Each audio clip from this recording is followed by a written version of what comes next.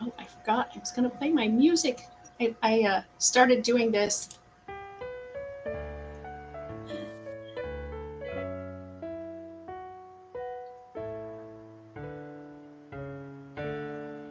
Good afternoon, everyone. Thank you so much for joining me. This is hashtag No Limits, and I am your host, Shelly Kino. Hashtag No Limits is about blah, blah, blah. Wow, okay, it's like I've never done this before. All right, let me try that again. Hashtag No Limits is about people that society has placed limits upon, but who have busted through those limits. Ophelia says in Hamlet, we know who we are, but not who we will be. And I believe that to be 100% true, and that there is no better example of that than the caterpillar turning into the butterfly. I don't believe that that is an easy task to do. And if you think about it, the caterpillar literally dissolves into its cells, it reforms into the butterfly. And if that's not strenuous and complicated enough, then it has to struggle to get out of the cocoon in order for its wings to be able to fly. None of that can be easy, but neither is busting through the limits that society places upon a person. And today I have two people from an organization that is going to immensely help teachers, because teachers are a huge part in helping our caterpillars turn into those butterflies. And I'm really excited. I got to meet Jen several months back at a conference for teachers. And when I learned about this software that they're going to talk about today, I just was blown away at how awesome it is and just the possibilities of the things that it can do for our teachers to give them some of their time back, to kind of streamline things for them. And so, enough about that and enough about me. Jen and Rochelle, thank you so much for joining me today. Welcome, ladies. How are you both doing? Good. Thank you for Great. having us. Yeah, absolutely. I'm really excited to get into this. Just a couple of little housekeeping things. If anyone is watching us live, if you would please put it in the chat where you're from and hashtag live. And if you're watching this in the replay, if you would do the same thing. If you have any questions at all or comments, go ahead and put those into the chat as well. And I'll be able to pull those up and show our guests today, and they'll be able to answer any questions that you might have. So, Jen, tell us a little bit about yourself and kind of your backstory. Sure. So I am from Texas, and I taught special education for 14 years. And in that time, kind of worked with every age group and every possible program and setting. I started in behavior and then on a self-contained campus, but most of my time was in life skills. So self-contained, low incidence disabilities, and then did some resource and inclusion. And when I knew that I was ready to leave the classroom because I felt like it was just time for me to move on to a different challenge, just through a series of kind of random events ended up with ESGI. And the good news was they were like, hey, our CEO, Jim Bowler, was like, we really want to expand into special ed. And I was like, that would be my dream job. And so it was kind of like the perfect storm for timing. And yeah, so I've been there for 2.5 years and I've loved every minute of it. Awesome. And Rochelle, tell us about you. Sure. I am an educator as well. I realized this year would be my 35th year in education, and I'm real proud to say that I've been a teacher that long. I also took a little bit of time to be an administrator at school, and I was principal for quite a few years. And that's where I met Greg Gorman, the founder of ESGI. Now, Greg Gorman was a kindergarten teacher on my campus where I was the principal. So I got to Wow. see this software from the ground up. And so some might say I'm the grandma of ESGI, which I don't mind. And I've seen it go through a lot of iterations. So as you can imagine, when we first started, we were a software that you had to install in a computer with a disk. And so we moved from that all the way up to where we are now, an internationally known company whose parent company is Riverside Insights Publishing. So Riverside Insights Oh. is the maker of the COGAT, the Woodcock Johnson, the Iowa, all those assessments. They're our parent company. So ESGI stands for Education Software for Guiding Instruction, and it's my mission to know that you all know that. And we are really teacher driven. That is our mission, to really reach teachers. So as you heard Jen say, she is an educator. I am as well, and many of our people, our CEO is as well. And so we all understand the needs of teachers, and it is our mission to make teachers' lives improved with our software. So today we're going to talk a little bit about how we meet those needs, and I'm eager to see if anyone has any information in the chat there. We can answer any of their questions as well. Yeah, absolutely. So this didn't start out as a special education software then. I was under the impression that it had. So that's really interesting. So this kindergarten teacher, who is the CEO, why did he found this? What was his thinking about, oh, this is going to help me do what? Progress monitoring for kindergarten is really where it started. He was really tired of doing the paper and pencil assessments as teachers do in the early grades, maybe using flashcards, maybe documenting in an assessment binder, which we all had back in the day. And he wasn't able to use the data in the way that he really needed to. And so for his master's in education, he decided to make a project, which was develop a way to collect and analyze data that would be just a lot easier. And so that's where it started. He was not a programmer, he was a kindergarten teacher. And so he really just tried out all the different ideas with his partner teacher, who was getting ready to retire. And so he was able to reflect on the different aspects of the software, run them through her lens, and try to see, does this meet all the needs of all the teachers? And then from there, we've just continued to improve based on teacher feedback. And so we give a survey every year to all of our teachers and administrators who use ESGI, and they tell us what they like, what could be improved. And then Jen and I take those and we look through them and collaborate together, and then talk to our development team about how to make recommendations for improvement of our product. So a lot of the things you see in our software are directly related to what teachers have told us that they need. Fast forward to what we're going to talk about today is how we meet the needs of special ed teachers and specialists, people who possibly teach, reading intervention or any type of specialists, and special ed teachers. So we've got some exciting things coming, which we believe no other software is really doing. Help collect the data and report the data specifically for IEPs. And so we're excited to talk with you about that today. Yeah, so I find that amazing, because as a teacher myself, to know that there are people out there like me that were listened to, that were using it in the trenches, so to speak, and they were like, if it could just do this, or if it did this a little bit more, and you actually listened and made it applicable for those right there doing it and using it. There's so many programs, I think, and ideas that are developed by people who don't have an education background, and then they don't use educator input. And so it is kind of fruitless, in my opinion, because if you're not talking to the people that are going to use your product, what's the point? Right. I think something interesting about ESGI and what drew me to it and why I want to continue to be with ESGI for a very long time.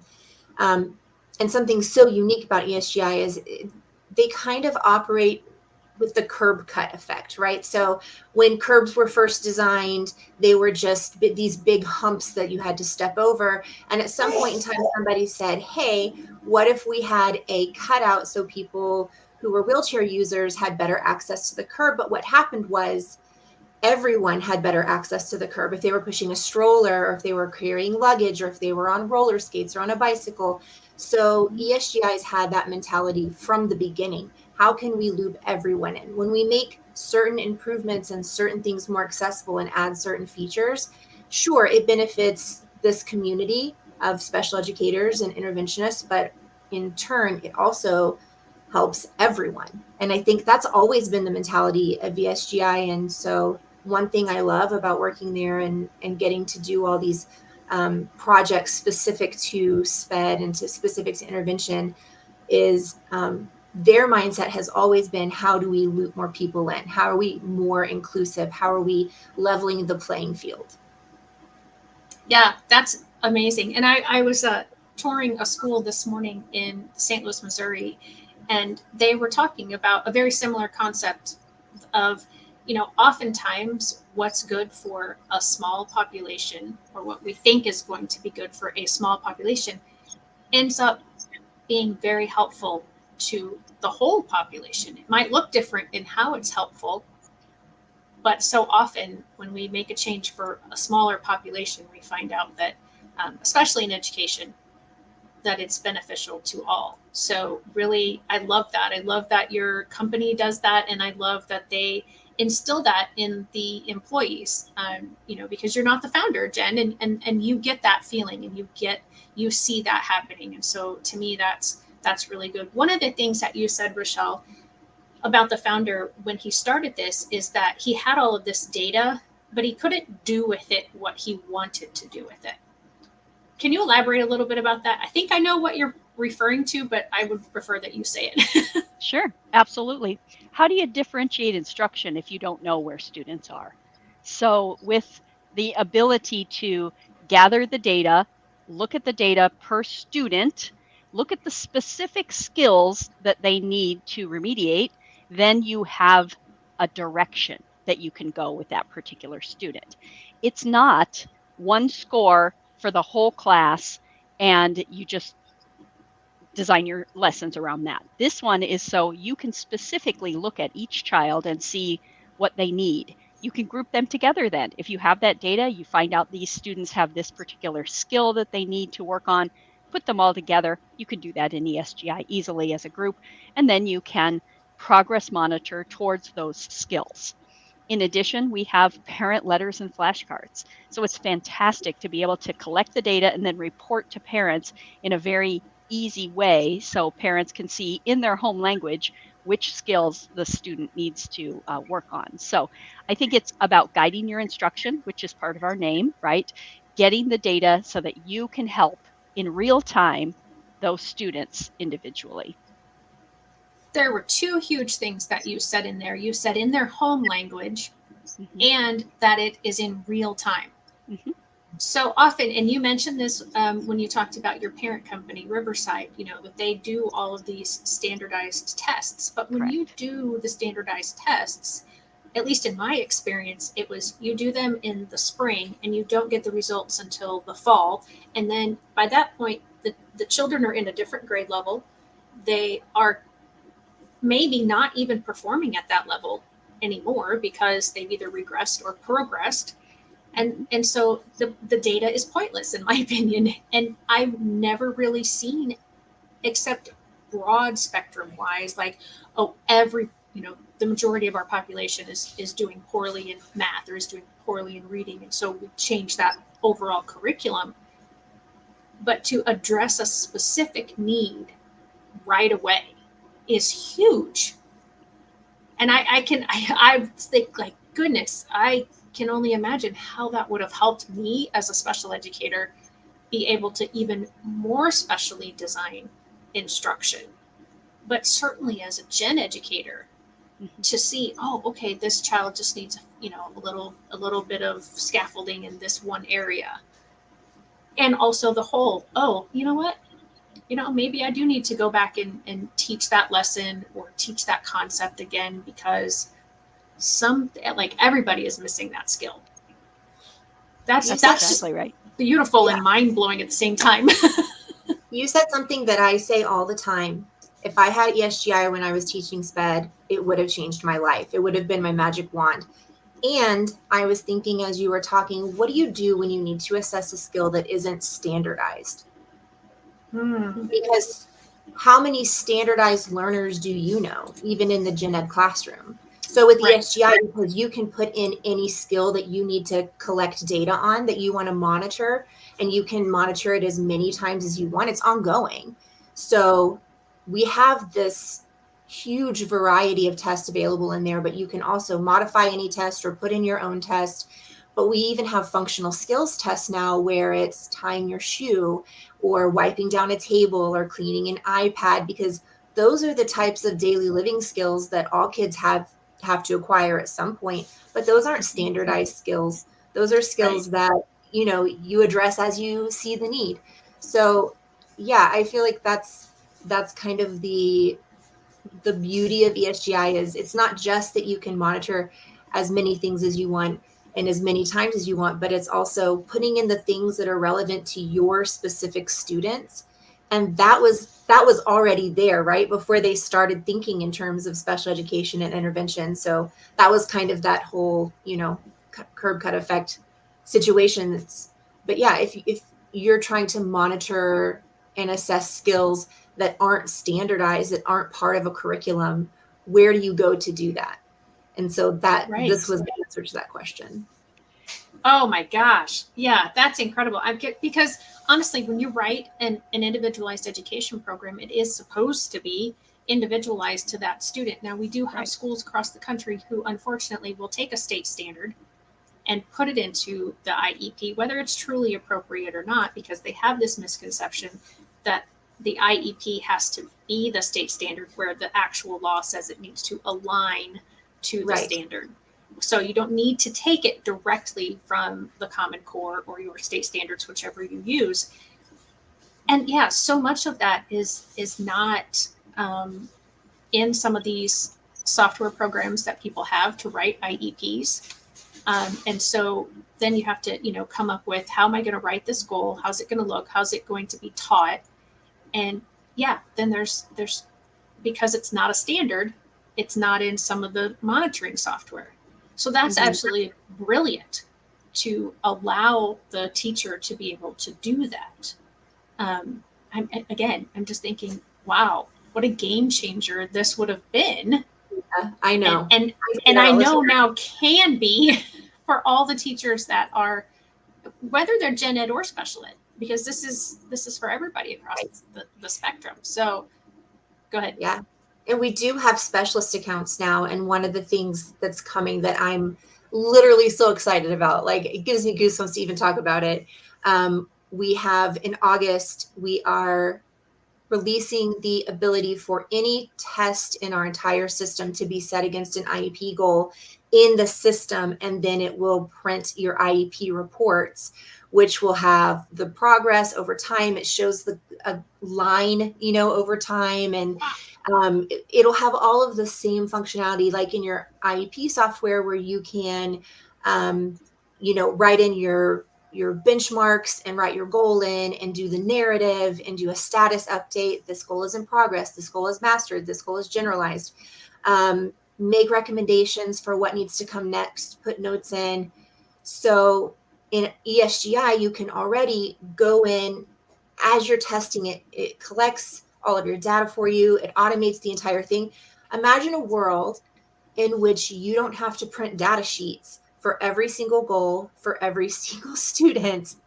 And then not only is it all automated for you, but you have this, all of, you know, the functionality that you would probably have as in terms of a progress report for an IEP. And then you can just cut and paste it into the software that you are required to use, if you even have software. A lot of people we talk to are just doing pencil and paper still.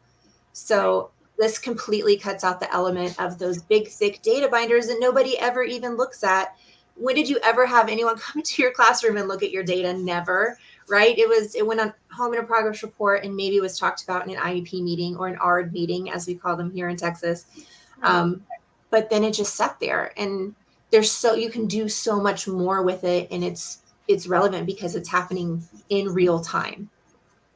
Yeah, and IEPs are supposed to be data driven, and so often, because somebody has a big thick binder, it is kind of data driven because they've taken the data, but a lot of times teachers don't have the time to go back and do what Rochelle mentioned the program does is you can see specifically how this student is doing on the skill, and you can also see how the class itself is doing on a particular skill. But you can also say, well, student A is working on this, and student B is working on this, and student C is working on this. And to get that data and to just have it generated, and you talked about reports. I'm assuming, tell me if I'm wrong, that there are like graphs and charts that kind of, make it pretty, but the pretty makes it understandable. So If you just write out a bunch of numbers, that's wonderful for somebody like me who loves numbers and, likes to get into the data and all that stuff. But you can still just tell the picture so much faster if you have that graph or that chart. And then like everybody's on the same page instantly. Oh, okay, well here they went, oh, well, what happened here? Like, how do we fix that? What do we do with that? And if you're looking at that real time, you can do something about it in real time.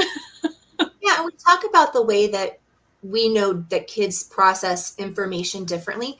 Grown-ups are the same way. So being able to see the notes written out and also have a visual representation of what those notes are saying, like this is the graph over time, that's beneficial for everyone. And it's nice to just do a quick visual check, like, hey, they dropped off here. Go look at the test session notes. Oh, they had a med change.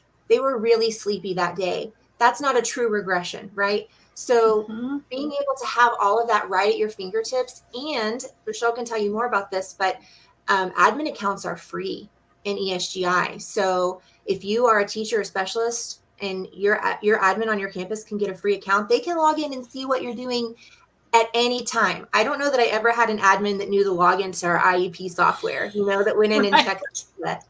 They can go in and see at any point in time exactly what you're doing in your classroom and which kids are working on which interventions, or how your IEP information is going once we have that new report. It's kind of incredible, and I find myself going like, wow, I really wish I would have thought about this.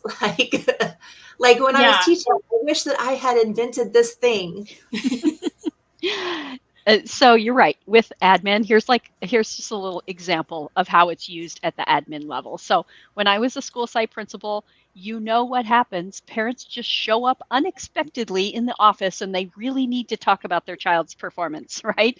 And so with ESGI, I could sit the parent down, I could log into that classroom, I could drill down to the student, and I could specifically see, oh, you're right. Emma's doing great in uppercase letters, but she really is struggling in counting. So let's work on that. And here's some flashcards that I can print out right here from my desk. Never had to bother the teacher, never had to look in a data binder. I was able to take care of that parent's needs right then and there in the office because I could log into ESGI. And so we have those as included with teacher accounts at the school site level. In addition, we have a district level login as well. Now, this is super beneficial because a district administrator or a group of district administrators could set common assessments to publish out to all the teachers, and then they could adopt them and administer them, and then that data rolls up to the district level. So they can see at a very high level how everybody's doing on certain skills. And so super beneficial to them, as well as down to the school site level. Maybe there's coaches on the grade level who are actually doing work to help the teachers. Well, they could log in at the school site level and again, look at all the data there. So all that's included with ESGI. We also include all of our product training free of charge as well, because we're about the teachers, right? We want to make sure all the teachers have what they need to get started with ESGI. But I'll tell you what, teachers can sign up on their own and get started. It's that easy. So we do offer a free 60-day trial for anybody that wants to try it out and get started with our assessments. If you do a free 60-day trial, no credit card is required and you get full functionality. So for instance, you would have access to over 2,500 tests in our Test Explorer that you could use as is, or as Jen said, modify to meet your own needs. So we're very flexible. We are a platform. We're for ongoing progress monitoring. Everybody needs ongoing progress monitoring, no matter which grade level you're at. And so we have the opportunity for kids to sit with the teacher, take the assessment one-on-one, or they can take self-assessed tests, which are assigned by the teacher. And so they go on the computer by themselves, they use headsets, they get to listen to the directions if appropriate, and then make their choices on the computer. And it's the exact same test the teacher would give one-on-one, but then they have the option, because again, some students might be ready to self-assess and some are not.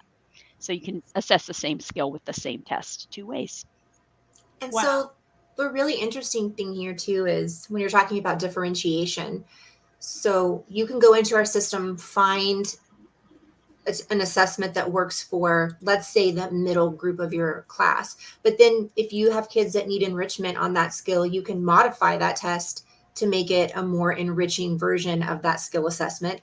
And if you have kids who need remediation, you can modify that test to make it a more remedial version. So that's instant differentiation, right?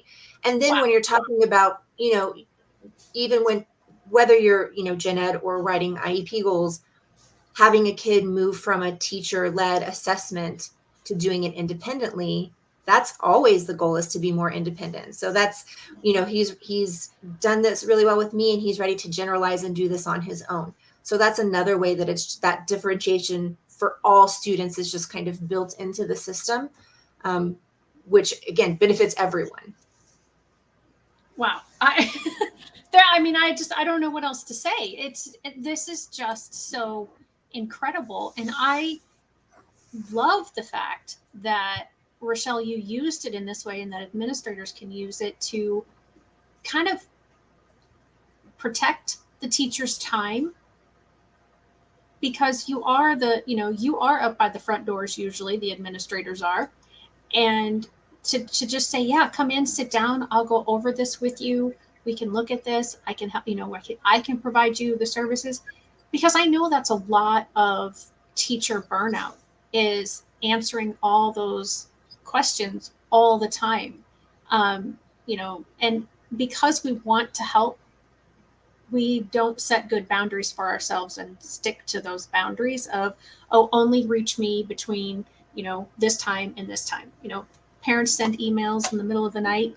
If we happen to be up, we most likely are going to answer that email.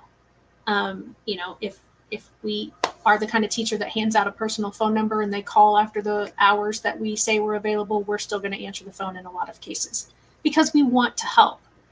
But that also causes stress and burnout, because we're always on the clock without being on the clock. And so the fact that they could, the parents can just contact the administrator, and the administrator can have all of that access. Do the parents have any kind of access to the data? Like, can they log in, or is it all just printed out for them, given to them that way? Not at this time. We don't have a parent portal, so that's something that possibly could happen in the future, but not at this time. We really are focused on the teachers and administrators, and so the teachers can send home the reports via email if they choose. So that's another option. They can download and send them home via email. So you don't have to use paper, but at this time, parents aren't logging in. And they do have the parent letters. And one of my favorite things to tell teachers about and watch their faces just light up, we have customizable flashcards and bingo cards. So I don't know if you've ever tried to make bingo cards in Microsoft Word. It is a super not fun. You change one thing and everything on your changes, and the electricity goes off and there's sirens in the distance. I don't know. So I hate formatting. It is the worst for me. So we have bingo cards that are just there. You can just run it off your test, and we have flashcards where you can print out the entire set or just the ones they missed. So you can send those home. You can use them in the classroom. You can play games with them. We just added writing practice, which is another principal resource where they can practice their high frequency words or their name. And all these things you can also send home, because we always want to strengthen the school to home connection, right? We know research has shown us that the stronger the connection, the more beneficial it is and the more impactful for student success. We know that that's true. So we're always trying to think of the ways that we can make parents not only feel like they're informed, but that they're included. I also would like to say another way ESGI is used is for kindergarten roundup. So imagine how powerful this is when you have incoming kindergarten students. Now, as an administrator, without ESGI, I would have struggled to know where those students are academically. And when I needed to make classrooms, I wouldn't know who was my high, medium, and low students. I would just put them in classrooms, right? And then some of them are stacked differently. But with ESGI, you bring the parents in on that kindergarten roundup day. You sit down with the student for 5 minutes and run through a kinder readiness test, for instance. Have the data right there, send home the flashcards and the parent letter and say, here's some things your child might want to practice before they come to school in the fall. And at some point, the parent looks at those and says, yes, great, we'll practice them at home. Or, ooh, there's a lot of things on my list. Maybe I'll choose to keep my child home another year. And so having that kind of information was helpful for the parents and the administrator and the teacher to see where those incoming kinders are. And so that's just another way that ESGI is used. That's incredible. It's just absolutely incredible. So, Rochelle, I know before we came on, you talked about that you might possibly share some stuff on your screen. Are you wanting to share kind of what it looks like? And are you ready to share now? Yes. Okay. Let's make sure that we're ready here. I'm happy to show you ESGI. So all you need to do is log in with any internet connected device. And so the neat thing about this is teachers then can run reports, from anywhere. Let's say you're at Starbucks and you just want to do your report cards. You can pull up ESGI on your phone and you can run reports. But for the administration in the classroom, what we find is that teachers are mostly using their laptop computer and maybe an iPad. And so when you log in, you will add your students simply by clicking the plus sign here, and then you're able to add students. So there you are, Shelley, you're added as my student. And then if you are a kindergarten teacher, you'll see some sample tests for kinder ELA and math. And if you're first grade, you'll get some sample tests as well. This is by no means the amount of tests that we have in ESGI. These are just some samples that you might use right off the bat. So with a student chosen, you can then test on a particular skill test. So you can see here uppercase letters, for instance, and you can sit side by side with the student and click the test button, or you can use the launch student screen option. Now that would mean linking two devices. So we could I could sit at my laptop and you, Shelley, could be at an iPad, holding an iPad, and you'll see the test item on the screen. So let's go with a test real quick. You can see here that we have the uppercase letter here, and the teacher simply says the directions. What letter is this, Shelley? Answers correctly. We click the yes or the no buttons. Notice we have a notes section. So if you said R for this one, we can put that in there. Maybe this one was a self-correct. So we can put that in there.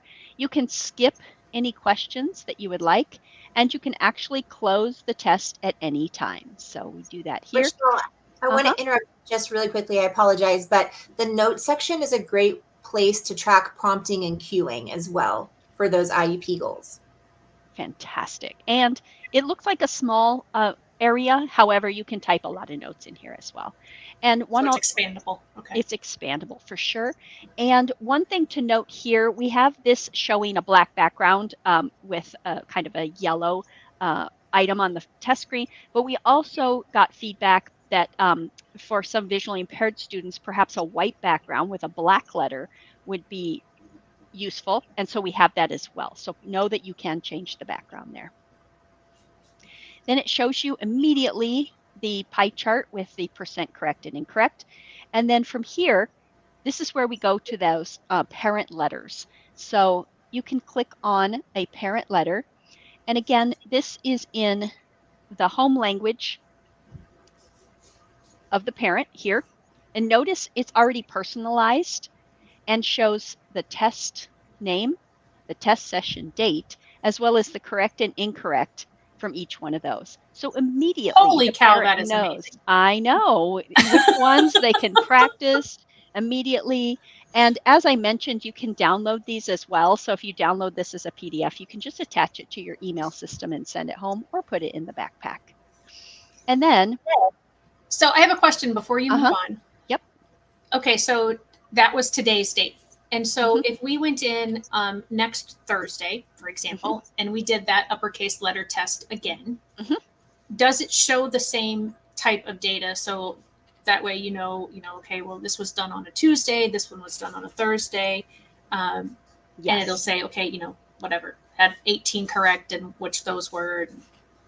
Okay. So watch this. This is a history graph. Every single time that the student has been given the test, it shows here on this type of graph. And then when you click on it, you can find out information about the details like this. So each test session is listed here, and it includes the time of day. So ESGI is not a timed test. However, it is time stamped. So like Jen was saying, perhaps students had morning meds versus afternoon meds, and maybe the time is an important factor in when you're analyzing the data, correct? So you can see that is there, and then it shows what they got correct and incorrect on that test session. So yes, you can look at every single test session on the history graph here. So if this were a real student, we'd be saying, uh-oh, what happened on this date right here? Big drop. Right. And in the test summary notes would be the place where you might say, switch, going to switch this assessment to PM, took new meds this morning, too sleepy, so that you could go back and see the correlation between, see the summary session notes at the bottom. That's where you could write med change, very tired, or spent the weekend at grandma's or whatever, and have that information stored with that test session so that you'll always know if there's some type of anomaly happening, why that's happening. And yes, like fire drill happened. Right. And that is such an incredible piece of data that oftentimes teachers overlook. Right. And it's so vital because, you think everybody thinks that we can perform at 100% every day, all day long, and we can't. It's not humanly possible. We all have factors that influence us from the outside and all the things that you mentioned, and plus a myriad more. And if we know that data and we include that when we're tracking how well a student knows something, that's huge, because exactly what you said, Jen, you can look at that and say, oh, look, there's a pattern that after they've spent the weekend at grandma's, which maybe happens once a month on a regular basis, they're, like Monday morning or Tuesday, whatever, like their cognition is really low. Right. And so then you take that and you go, okay, if I know that this student is going to grandma's for this upcoming weekend, I'm either going to try to test before they go, or I'm going to wait a little bit longer after they've come back. Because then you're getting more valid information about how the student knows and what the student knows versus, well, okay, if I didn't have that information, I wouldn't catch that something about being at the grandparents over that weekend messes with their ability to process. I think sometimes this anecdotal information is just as important because it adds context to the data. So imagine the impact this has on like retention and recoupment. Now you have all of the surrounding factors you can document as to why maybe after breaks they're losing, they're losing skills, or maybe after breaks they're not losing skills because maybe your note is, hey, they practiced this shoe tying with them every single day over Christmas break, or whatever it is. But it's such an important piece to the puzzle. And I think about the students who I worked with over the years who did not communicate verbally and couldn't say, hey, I had new medication this morning, but I knew that they did because I found it out from their parent or their guardian.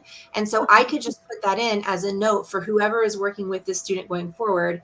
They could look at it and be like, oh, hey, they didn't do great this day. Maybe, my pair is working with them. they didn't do great last Monday either. What's going on? Right. Yes. And that's so key too, is finding those. Like we had a student that every Tuesday was, or every, not, I don't want to say Tuesday, every second day of the week was a problem for him behaviorally. Mm-hmm. And if it hadn't been for us going back and looking at the data that we were keeping, we wouldn't have figured that out. And then we could say, all right, well, we don't know exactly why it is that this happens every Tuesday, but we're not going to assess him on anything on a Tuesday. Right. Because something is going on that day, and that's not him showing his 100% ability level. Yeah. Sometimes finding those patterns is just as important, right? Yeah. So while the student maybe is self-assessing, is the teacher able to put notes in for that as well? So here's an example of an intro to tech type of test. We had these because this was also determined that some students really need to learn how to operate a mouse, for instance, things like that. Sure. So we put these in here as well. So when I launch this test for this student, I can do the self-assess or the teacher one-on-one. So the self-assess then looks like this. Now we always have a practice test that the student can take, and we highly encourage them to take it if it's their very first time taking the test. And then when it's time to start the session, now notice there's only 3 that a teacher can add at this time, because we don't want to overwhelm a student. So when they're on the iPad by themselves, they are just going to take 3 tests and then hand the iPad back to the teacher. So when they start the session, they have the ability to have the directions read to them as appropriate. So here it reads the direction, and then they have to choose, the space bar, and so on. So as far as adding the notes, you can, at the end of the test session, the teacher can go in at the end and write something down if they want, same as we did before in the details section. So all this data rolls up to the teacher dashboard that you saw here, and then you can go to the details section afterwards and say, took the self-assess test, guessed on the question, whatever you want to put in here. Right. You can add summary notes after the fact. Yes. And so you could say, I noticed this student only took 2 minutes to take this test, and it really should have taken 5 minutes or something like that. So you can see that here. Mm-hmm. I was just about to say, it records the duration of the test. And as a mother to a child who has on more than one occasion rushed through something just to be finished, it's nice to be able to look at the duration and be like, maybe you should spend more than 22 seconds. And then, maybe they're not ready for self-assess, or maybe they just need a little bit closer proximity to you when they're self-assessing because they're still rushing through. So every little bit of information helps. Mm-hmm, for sure. It really does, because oftentimes we presume that a child doesn't know a skill, when if we had all of that anecdotal information that we are talking about, we could see, oh, well, these are more behavior related because they're trying to rush through, because they were, it's the second day of the week, or they were at grandma's over the week, or whatever. Mm-hmm. It's morning and they have new med and it didn't kick in until the afternoon, whatever that anecdotal information is. So that can really help too with the IEP direction, and whether or not a student even needs as much time as they're getting in special education, because sometimes we just are so focused on, well, they don't know the skill, and we're not looking at all the other stuff. And if we were addressing all the other stuff, it would prove that they know the skill, because they would be able to show us in a manner that works. Is there anything in here, again, as a data nerd, and I'm like totally freaking out, loving all of this, by the way, that shows what, because you had mentioned this, Jen, that triggered this concept of who was working with the child at the time, because sometimes that affects how good or how poor someone does on something.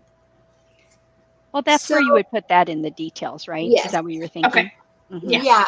If you have a specialist account, you can share a student with a homeroom teacher. And if you're logged into a specialist account, it will say, like, let's say you're the reading interventionist.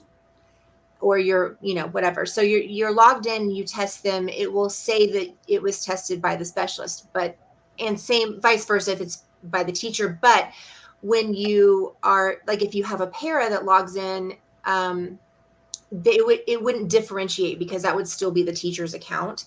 So there's not a way to differentiate the person, but you can put it in the detail notes, the summary. Right. That's the summary. Mm-hmm. So that's a good point that Jen brought up. So if you are a teacher in the classroom, you possibly have someone helping you to assess students, you can have a support login. So both of you would be logging into the same account. So you can start here. I can start down here. We can meet in the middle, and log into the same account on 2 different devices and cut the time in half. So yes, you can. Oh, that's fantastic. Have that kind of support. Yeah, specific to, paraprofessionals or support staff in the classroom. Correct. Have a secondary login to that primary account. Yes. But it would not differentiate, I tested this student or my para tested this student, because it's technically still the same account. The same account, right. So I can tell that you have listened to teachers, because all these little things that are included in this, you had to, or otherwise one person would be an amazing genius, but to me, it seems obvious that you have listened to the feedback from all of the teachers, because I can absolutely see a teacher saying, well, if I could, log in and my para could log in at the same time, and exactly the example that you gave, Rochelle, yes. I could see that having been a teacher suggestion. Yes. Now check this one out. This one blows people away when we're at teacher conferences and we say to them, what's your least known uppercase letter in your class right now? And they'll look at us like, I don't know. That's going to take a lot of research and going through my data binder. But with ESGI, we have this item analysis graph. So this item analysis graph is showing that in this classroom, N is the least known uppercase letter. Most kids know X and O. And so just that alone is going to help this teacher really focus on N, Y, and V, because those are the least known in the class. But watch this.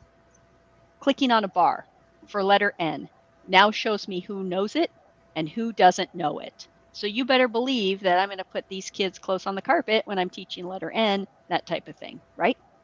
So you Holy cow. I know. And you can click on each one of these and get that same information, or you download it as an Excel file, and then each one of these bars becomes a column on an Excel spreadsheet. Let's see if this will work with the screen sharing. And again, this is such crucial information.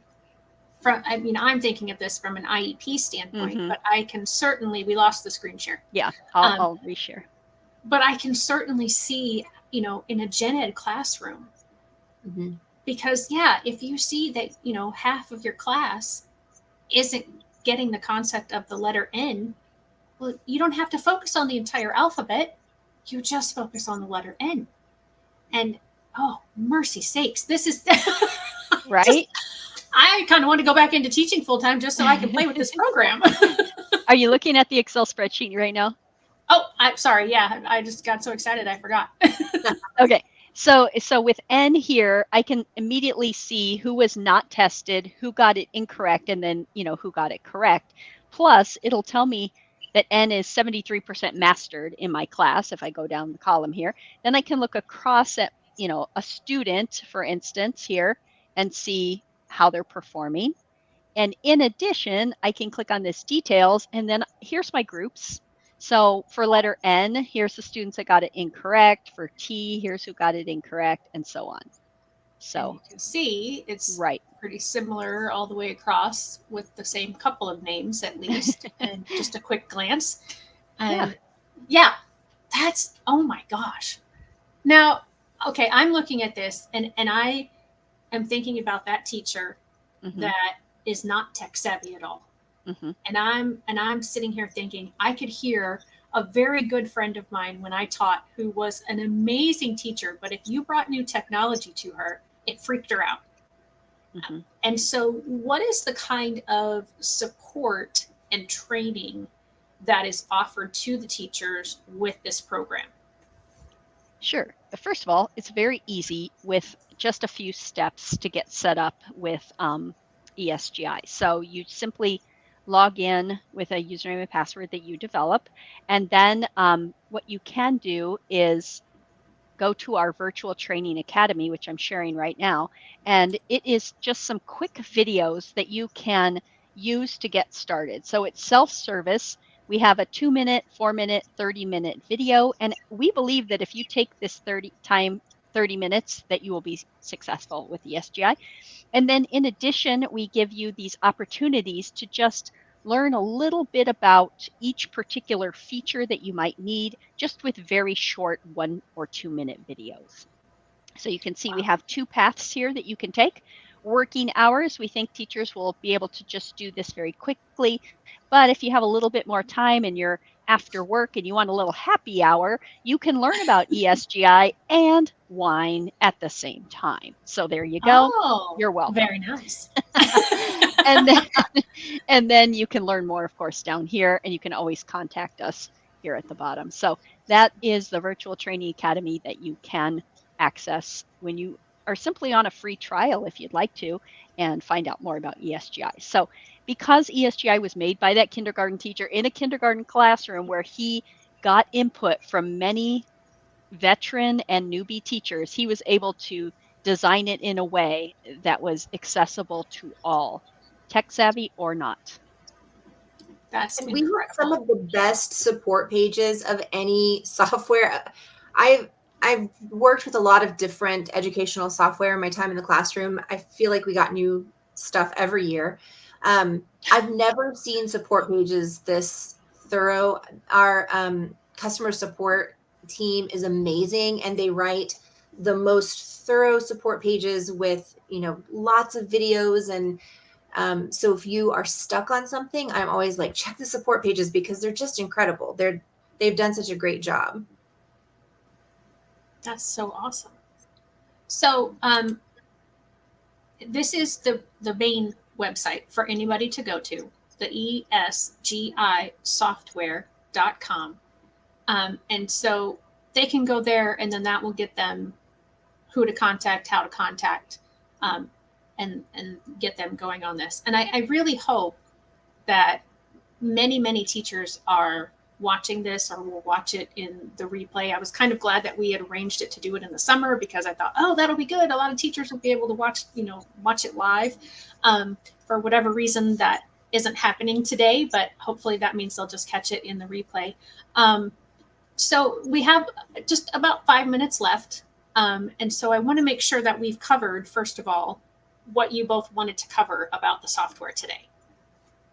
Yeah, I think my main takeaway for specifically for this audience, hoping that there's a lot of special education teachers and interventionists here, the things that we have coming in this upcoming month for our specialists.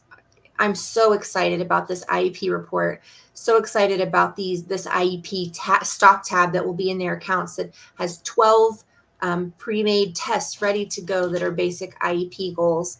And then we will continue to add things to support teachers and specialists. I mean, just in the upcoming, that's our roadmap. And we always like to talk about how we're really teacher oriented, and that's our mission, and really supporting teachers in any classroom setting. That's always been our North Star. And I think that's truly, who we are as a company.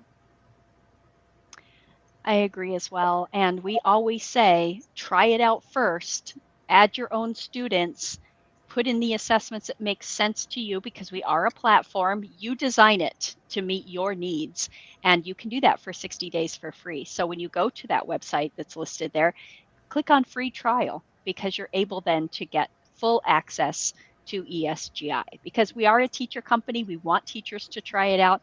The best way to know if something works for you is to use it and to design it to meet your needs. So as soon as you get into that trial, go to that test explorer, look for skills tests that make sense for your classroom, and design it to meet your needs. And then we're here to help you, of course, if you need help.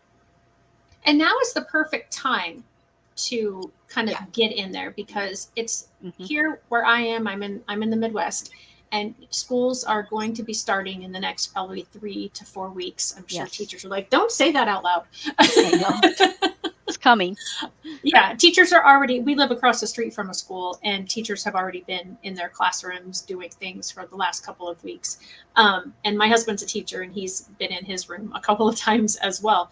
And so, yeah, getting in there and getting that trial period now, getting it set up.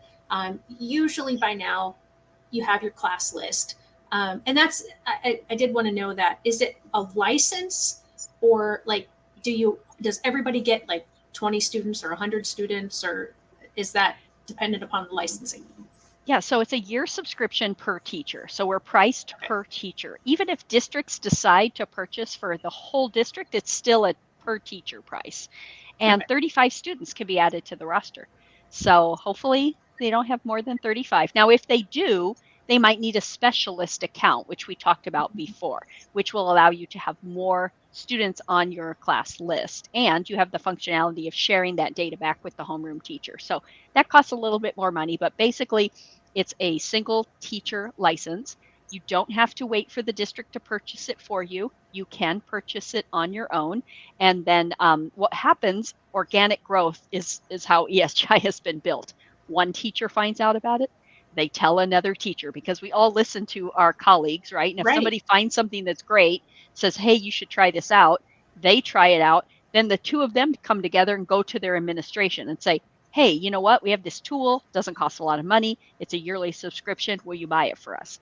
Administrator says yes, they get access too. Then from there, other principals start talking in the district. They go to the district administration and say, hey, we're all using this tool. What do you think about buying it for the whole district? So that's how we grow. It usually starts off in pre-K, K first, and then from there, it expands, because once you start collecting the data in this way and reporting it out, first grade teachers want it, then second grade teachers want it, and it grows from there. So that's the history of ESGI right there in a nutshell. That makes me think of another question. Again, the data part of me, longitudinally. So if you have a district license, and maybe this can be done with a teacher license, but I'm thinking it would probably have to be more district. So say you want to see, okay, this child was at this level in first grade, now they're in fourth grade. Can you look back if you have, because it's per teacher, not per student?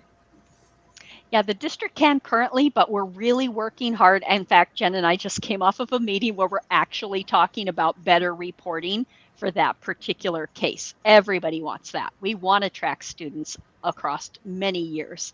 And so we'll have better ways of doing it in the future. It's on our roadmap. But yes, a district administrator can look back on each student if they want to from previous years. And currently, a teacher could add the tests that the child was assessed with in the previous year, and it will generate the baseline score from that year. So, okay, just for the previous year. So that's kind of a workaround, but we know that longitudinal data is something that everybody wants, and so it's definitely something that we're working on. Yeah, and again, that was something that I put together in spreadsheets, and I would take the Woodcock Johnson. I had to give it to my students every year, and so then every year I'd go in and I would update everything, and so I could see, because I had some students who their progress was very minimal, but there was progress, and the only way you could see it, or the best way you could see it, was through that longitudinal study.